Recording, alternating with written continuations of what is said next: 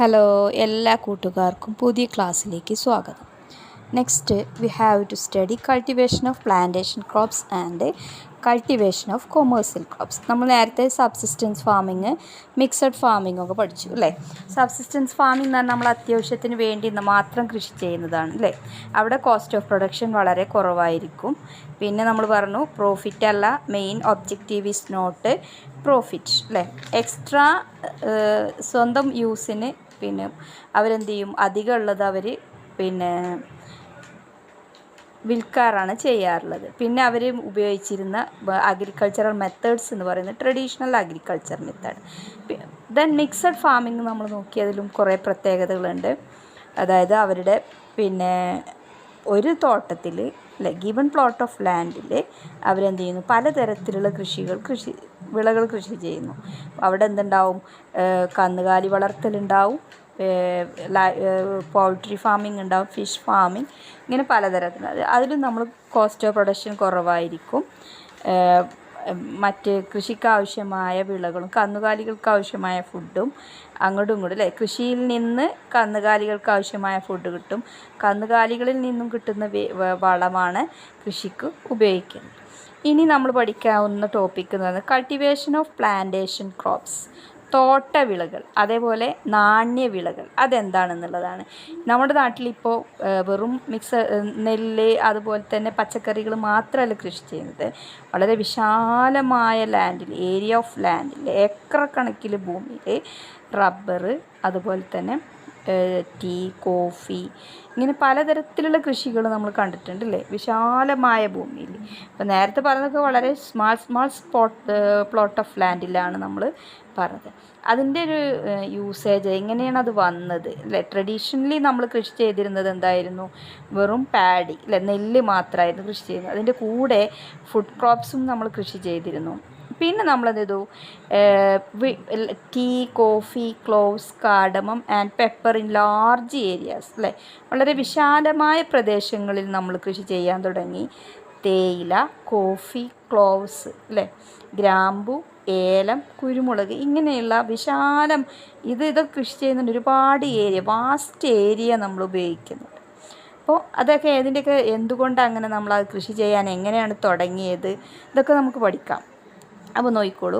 With the arrival of British, the farmers who traditionally cultivated paddy and other food crops started cultivating plantation crops like tea, coffee, cloves, cardamom and pepper in large areas. അതായത് വിശാലമായ ഭൂപ്രദേശത്ത് ബ്രിട്ടീഷുകാരുടെ വരവോടുകൂടി, അതായത് അവരുടെ വരവാണ്, ബ്രിട്ടീഷുകാർ നമ്മളെ കോളനിയാക്കി, അവരുടെ ചൂഷണത്തിൽ നിന്നാണ് നമ്മൾ എന്ത് ചെയ്തത്, ഇങ്ങനെ ഒരുപാട് ഭൂമിയിൽ നമ്മൾ കൃഷി ചെയ്യാൻ തുടങ്ങി. ചായ, കോഫി, ക്ലോവ്സ് അല്ലേ, കാർഡമം, പെപ്പർ. മറ്റത് അവർ വരുന്നതിന് മുമ്പ് നമുക്ക് അത്യാവശ്യമായ നെല്ല്, അതുപോലെ മറ്റ് ഭക്ഷ്യവിളകളാണ് കൃഷി ചെയ്തിരുന്നത്. അതുകൂടാതെ നമ്മളെന്ത് ചെയ്തു, ബ്രിട്ടീഷുകാരുടെ വരവോടുകൂടി അല്ലെ, വിത്ത് the arrival of British rulers we started to cultivate plantation crops like tea, coffee, cloves, cardamom and pepper in large areas. ഏതൊക്കെ തോട്ടവിളകളാണ്.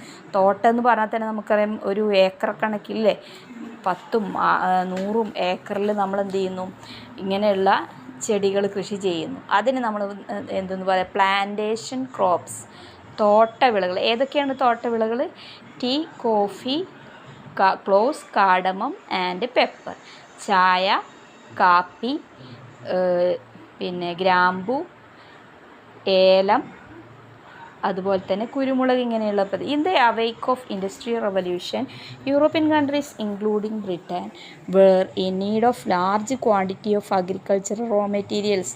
ഈ സമയത്താണ് ബ്രിട്ടീഷുകാർ നമ്മുടെ നാട്ടിൽ ആധിപത്യം സ്ഥാപിച്ചിരുന്ന സമയത്ത് യൂറോപ്പിലൊക്കെ ആകെ എന്ത് ചെയ്തു, ഇൻഡസ്ട്രിയൽ റവല്യൂഷൻ വന്നു. അത് large scale of production of industrial products. അപ്പോൾ അതിന് വേണ്ടിയിട്ടുള്ള റോ മെറ്റീരിയൽസ് അവർക്ക് ആവശ്യമായി വന്നു. അതിനവർ എന്ത് ചെയ്തു, ഈ നമ്മളെപ്പോലെയുള്ള കാർഷിക രാജ്യങ്ങളുണ്ടാവും, അല്ലെ, കൂടുതൽ കർഷകരുള്ള കൃഷിക്ക് അനുയോജ്യമായ ഒരു കാലാവസ്ഥയും ഭൂമിയൊക്കെ ഉള്ള മണ്ണും ഒക്കെ ഉള്ള സ്ഥലത്തെ കൃഷിക്ക് പറ്റുള്ളൂ അല്ലേ. അപ്പോൾ നമ്മളെപ്പോലുള്ള രാജ്യങ്ങളിൽ നിന്ന് ഇവർക്ക് ഒരുപാട് റോ മെറ്റീരിയൽസ് ആവശ്യം. അപ്പോൾ അവരെന്ത് ചെയ്തു, പ്രൊമോട്ട് ചെയ്തു ഇങ്ങനെയുള്ള തോട്ടവിളകൾ കൃഷി ചെയ്യാൻ വേണ്ടിയിട്ട്. ഏകദേശം beginning of 19th century. Long term income and relatively low cost of production are the characteristics of this farming method.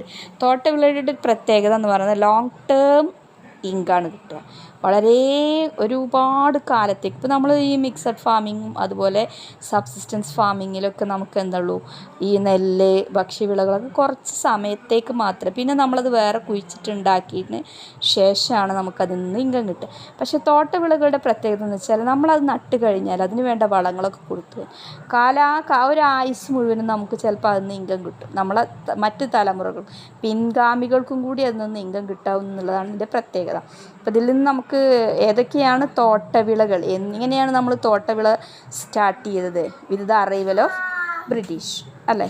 അപ്പോൾ ഏതൊക്കെയാണ് തോട്ടവിളകൾ? ടീ, അത് പ്രത്യേകം പഠിച്ചു വെക്കണം. തോട്ടവിളകൾ ഏതൊക്കെയാണ്? Tea, coffee, cloves, cardamom and pepper. എന്തൊക്കെയാണ് അതിൻ്റെ ബെനിഫിറ്റ് എന്നുള്ളത് നമ്മൾ പ്രത്യേകം പഠിച്ചു വെക്കണം. ഒന്ന്, ലോങ് ടേം ഇൻകം ആണ്. Cost of production very low ആണ് അല്ലേ. ഇതാണ് പ്രധാനപ്പെട്ട പ്രത്യേകത.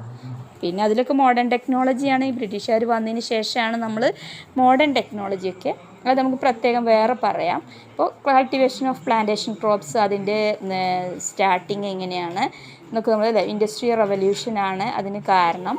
അപ്പോൾ ബ്രിട്ടീഷുകാർക്ക് ഒരുപാട് റോ മെറ്റീരിയൽസ് ആവശ്യമായി വന്നു. അതിൻ്റെ ഫലമായിട്ടാണ് അവരെന്തത് tea, coffee, cloves, cardamom and പെപ്പറൊക്കെ നമ്മൾ കൃഷി ചെയ്യാൻ തുടങ്ങി. അപ്പോൾ അവർക്കും മെച്ചം നമുക്കും മെച്ചം അല്ലേ.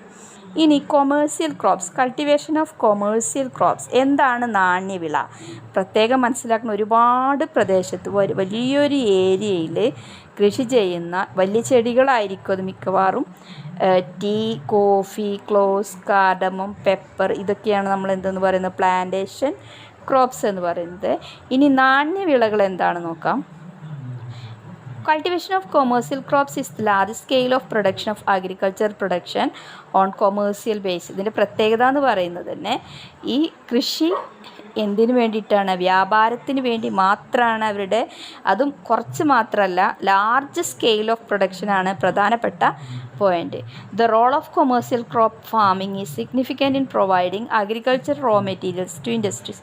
ഇതിൻ്റെ പ്രധാനപ്പെട്ട പ്രത്യേകത എന്ന് പറയുന്നത് വ്യവസായങ്ങൾക്ക് ആവശ്യമായ റോ മെറ്റീരിയൽസ് പ്രൊവൈഡ് ചെയ്യുന്നു. It also requires high capital investment and use of modern technology.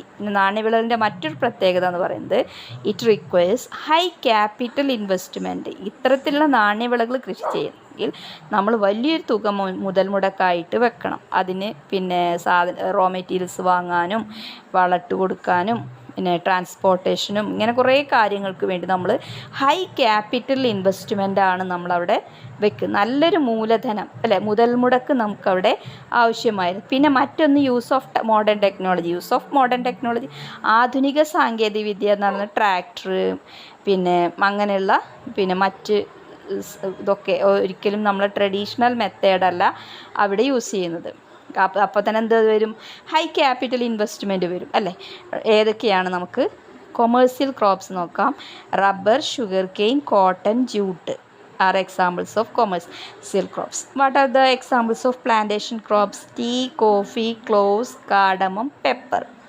എന്നാൽ കൊമേഴ്സ്യൽ ക്രോപ്സ് ഏതൊക്കെയാണ്? Rubber, sugar cane, cotton, jute. അപ്പോൾ നെക്സ്റ്റ് നമ്മൾ 4 തരത്തിലുള്ള ക്രോപ്സാണ് ഇപ്പോൾ പഠിച്ചത്. സബ്സിസ്റ്റൻസ് ഫാമിംഗ് എന്താണ്? Production for their own consumption അല്ലേ, in a small plot of land. Mixed farming എന്ന് പറയുന്നത് മൾട്ടിപ്പിൾ പ്രൊഡക്ഷൻ അല്ലേ, multiple type of agricultural production in a given plot. എന്നാൽ പ്ലാന്റേഷൻ ക്രോപ്സ് എന്ന് പറയുന്നത് എന്താണ്? Large scale of production of production, അത് tea, coffee അങ്ങനെയുള്ളത്. കൊമേഴ്സ്യൽ ക്രോപ്സ് എന്ന് പറഞ്ഞാൽ production on the commercial basis. Okay, ഇപ്പോൾ നമ്മൾ 2 തരത്തിലുള്ള കൾട്ടിവേഷനാണ് പഠിച്ചത്. Plantation crops, commercial crops. Plantation crops ഏതൊക്കെയാണെന്ന് പ്രത്യേകം പഠിച്ചു വെക്കുക. Tea, coffee, cloves, cardamom and pepper. Commercial crops rubber, sugar cane, cotton, jute are examples. Okay, അപ്പോൾ ഇന്നത്തെ ക്ലാസ് ഇത്രയേ ഉള്ളൂ. അപ്പോൾ വീഡിയോ ഇഷ്ടപ്പെട്ടാൽ, ക്ലാസ് ഇഷ്ടപ്പെട്ടാൽ എല്ലാവരും